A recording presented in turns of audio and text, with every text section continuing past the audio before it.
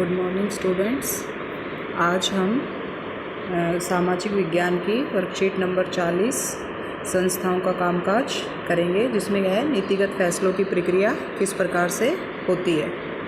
हमारे देश में राष्ट्रीय स्तर पर सरकार को केंद्र या संघ सरकार कहा जाता है, यानी जो नेशनल स्तर पर जो सरकार होती है उसे हम क्या कहते हैं, केंद्र सरकार या सेंट्रल गवर्नमेंट। जैसे राज्य स्तर पर होती है उसे क्या कहा जाता है, राज्य सरकार।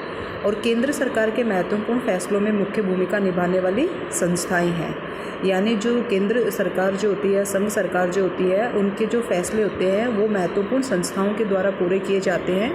भारत में जो ये महत्वपूर्ण जो संस्थाएं होती हैं, ये 3 संस्थाएं होती हैं जो इस प्रकार से हैं आपकी। कौन कौन सी हैं? विधायिका, कार्यपालिका और न्यायपालिका।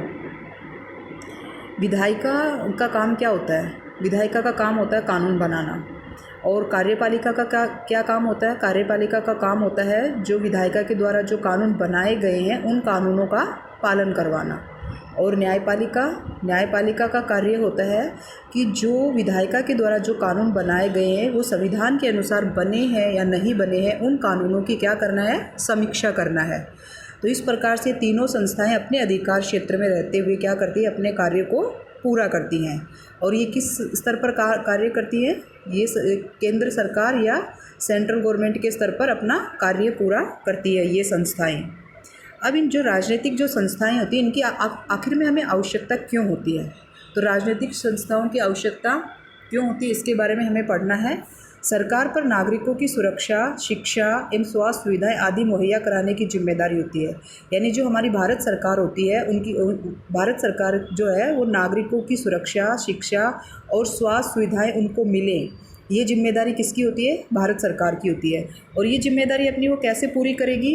वो या तो टैक्स मिलेगा जो भारत सरकार को, जिससे टैक्स इकट्ठा करते हैं, उस पर किस पर खर्च किया जाता है वो टैक्स? सेना पर, पुलिस पर आदि विकास कार्यों पर खर्च करती है।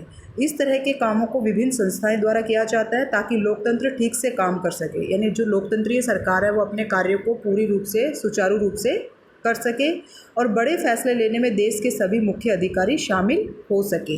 और जो देश के जो सभी अधिकारी हैं वो क्या कर सके, इस फैसलों में क्या हो सके, शामिल हो सके। तो हमने देखा इस प्रकार से जो हमारी संस्थाएं होती है, विधायिका, कार्यपालिका और न्यायपालिका, अपने कार्यों को किस प्रकार से पूरा करती है और इन संस्थाओं की आवश्यकता क्यों होती है। अब आगे देखते हैं हम इन संस्थाओं में निर्णय लेने वाले प्रमुख अधिकारियों में क्या कौन कौन होते हैं, यानी कौन कौन से अधिकारी इनमें शामिल होते हैं।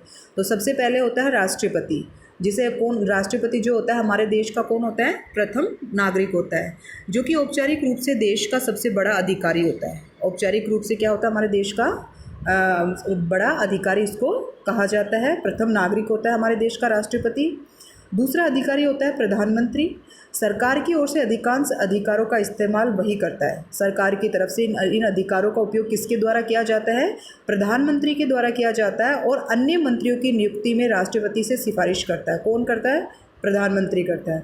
यानी जैसे अलग अलग विभाग होते हैं, सुरक्षा विभाग, विदेश विभाग, वित्त विभाग, इन पर मंत्री जो होते हैं, उन मंत्रियों की जो नियुक्ति की जाती है, अपॉइंटमेंट किया जाता है, वो राष्ट्रपति के द्वारा किया जाता है, मगर उनकी सिफारिश कौन करता है? प्रधानमंत्री करता है। तो हमने 2 अधिकारियों के बारे में पढ़ा, एक राष्ट्रपति और एक प्रधानमंत्री। अब तीसरा इसमें पॉइंट आया है संसद। संसद क्या होती है? राष्ट्रपति, लोकसभा और राज्यसभा को मिलाकर बनती है। यानी जो संसद होती है वो 3 चीज़ों से मिलकर बनी होती है। उसमें पहला सबसे महत्वपूर्ण होता है राष्ट्रपति, दूसरा होता है लोकसभा, तीसरी होती है राज्यसभा। इसमें 2 जो होते हैं संसद के 2 सदन होते हैं, एक को कहा जाता है लोकसभा और दूसरे को कहा जाता है राज्यसभा। राष्ट्रपति दोनों सदनों का सदस्य नहीं होता है, फिर भी संसद के फैसले इनकी मंजूरी के बाद भी लागू होते हैं। यानी जो राष्ट्रपति होता है वो संसद के जो 2 सदन होते हैं उनमें से किसी भी सदन का सदस्य वो होता नहीं है, लेकिन जो भी संसद के द्वारा जो भी कानून बनाए जाते हैं, आखिर में फैसला लेने का किसकी मंजूरी की आवश्यकता होती है? राष्ट्रपति की होती है।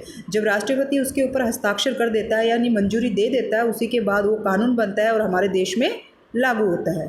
तो इस प्रकार से हमने तीन अधिकारियों के बारे में पढ़ा, एक तो राष्ट्रपति, दूसरा प्रधानमंत्री और तीसरा है संसद। अब जैसे दोनों हैं, संसद के दो सदन है, लोकसभा बनाम राज्यसभा। तो लोकसभा और जो राज्यसभा होती हैं इनमें क्या अंतर होता है, दोनों सदनों में क्या अंतर होता है, जो लोकसभा और जो राज्यसभा होती है उनमें क्या अंतर होता है, कौन ज़्यादा महत्वपूर्ण होता है एक दूसरे की तुलना में। तो इसके बारे में हम आगे देखते हैं।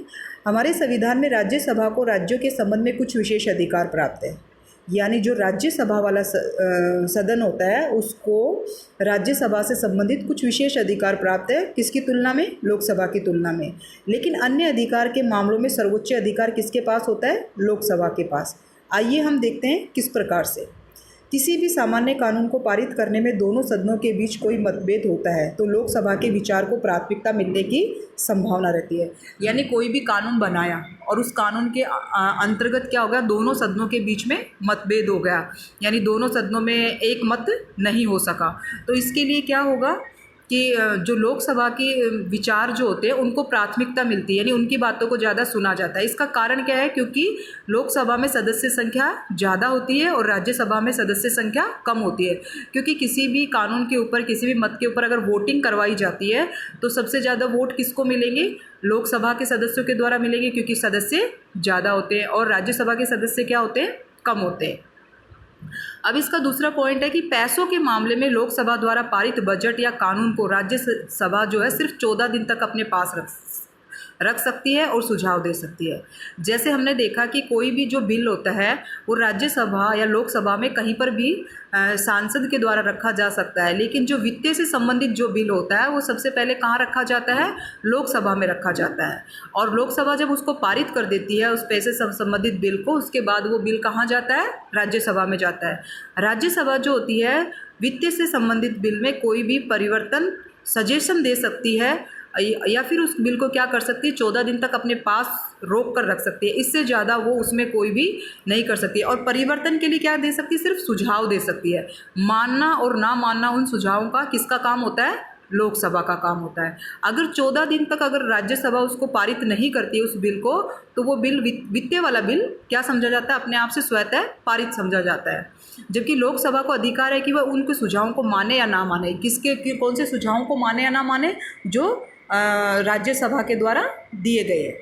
नेक्स्ट पॉइंट है इसमें हमारा, सबसे बड़ी बात तो यह है कि लोकसभा मंत्रिपरिषद को नियंत्रित करती है। यानी जो मंत्रिपरिषद होता है, प्रधानमंत्री और उसके जो मंत्रिमंडल जो होता है, उसका पूरा कंट्रोल किसके द्वारा किया जाता है, इनके मंत्रिपरिषद का पूरा नियंत्रण होता है। ये सबसे इसकी बड़ी बात होती है। सिर्फ वही व्यक्ति प्रधानमंत्री बन सकता है जो लोकसभा में बहुमत हासिल होता है। यानी लोकसभा में जिस दल को बहुमत मिलता है और उसी दल का जो नेता होता है वो क्या बन सकता है, प्रधानमंत्री बन सकता है। लोकसभा के आधे से अधिक सदस्य ये कह दें कि, यानी ये मान लें कि मंत्रिपरिषद पर विश्वास नहीं है, यानी ये जो मंत्रिपरिषद जो बनी है प्रधानमंत्री के नेतृत्व में, इस पर हमें विश्वास नहीं है, तो प्रधानमंत्री सहित सभी मंत्री को क्या करना पड़ेगा, अपना पद छोड़ना पड़ेगा। जबकि राज्यसभा को ये अधिकार प्राप्त नहीं है। यानी ये अधिकार किसको मिला हुआ है, सिर्फ लोकसभा को मिला हुआ। तो हमने देखा कि लोकसभा और राज्यसभा में कुछ अंतर होते हैं, और राज्यसभा लोकसभा की तुलना में क्या होती है, ज़्यादा शक्तिशाली है।